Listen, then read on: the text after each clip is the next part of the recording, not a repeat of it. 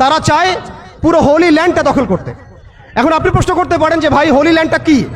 উত্তর হচ্ছে হোলি ল্যান্ড হচ্ছে সেই জায়গা ইরাকের ইউফ্রেটিস নদী থেকে শুরু করে মিশরের নীল নদ পর্যন্ত।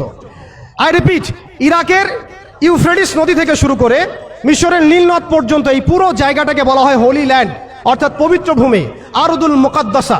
কোরআনে বলা হচ্ছে আরদুল মুকাদ্দাসা, ওদের স্ক্রিপচারে বলা হচ্ছে হোলি ল্যান্ড। তাদের মিসাকে ইহুদিরা বলছে মিসায়া, এবং খ্রিস্টানরা নাসারারা বলছে অ্যান্টিক্রাইস্ট। যাকে আমরা চিহ্নিত করছি সে হচ্ছে মাসিহুদ দাজ্জাল। তারা এই হোলি ল্যান্ডটাকে স্বাধীন করতে চায়। তারা মিশরের নীল নদ থেকে শুরু করে ইরাকের ইউফ্রেটিস পর্যন্ত পুরো জায়গাটাই দখল করতে চায়। আপনারা যদি মনে করেন গাজা দখল করার পর তাদের এই হামলা থেমে যাবে, আপনি ভুল করছেন।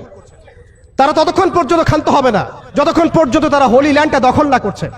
এবং শেষ জামানায় যে বৃহত্তর মালহামা বা মহাযুদ্ধের কথা বলা হয়েছে, সেই যুদ্ধ হবে ইরাকের ইউফ্রেটিস নদীর সোনার পাহাড়কে কেন্দ্র করে।